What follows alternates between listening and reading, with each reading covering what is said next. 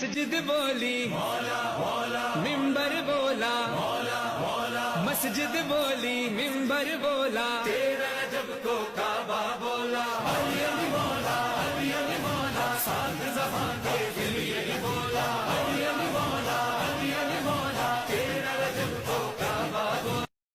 खबर शामिल की पिया मटियारी में रिपोर्ट नसार अहमद लिगारी जी। 13 रजब अल मुरजब जश्न मौलूद काबा फर्जंद अबू तालिब फर्जंद फातिमा बिन असद शेर खुदा इमाम औलिया बाबुल इल्म खैबर शकन दामादी पैगंबर सल्लल्लाहु अलैहि वसल्लम शोर फातिमा जहरा सलाम अल्लाह अलैह इमाम मुतकीन अबू तराब वालिद हसन व हुसैन मौला अली शेर खुदा जी वलादत बा शहादत के मौके ते शिया हैदर करार मोहबान अहल बैत की तरफा काल्ब जश्न जो प्रोग्राम जारी रहा।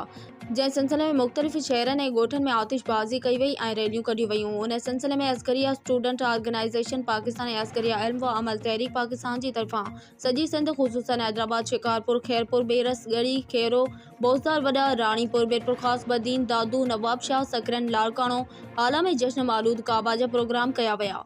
उन सिलसिले में ॿिन्ही तंज़ीमनि तरफ़ां जश्न जो मरकज़ी प्रोग्राम बदशाह में दरगाह शाह अब्दुल लतीफ़ ते कयो वियो, जंहिंखे तंज़ीम जे मरकज़ी तंज़ीम व तरबियत सेक्रेटरी रमज़ान इनकलाबी ऐं शिया उलमा काउंसिल जे मरकज़ी डिप्टी जनरल सेक्रेटरी उलमा नाज़िर अब्बास नकवी ख़िताब कयो।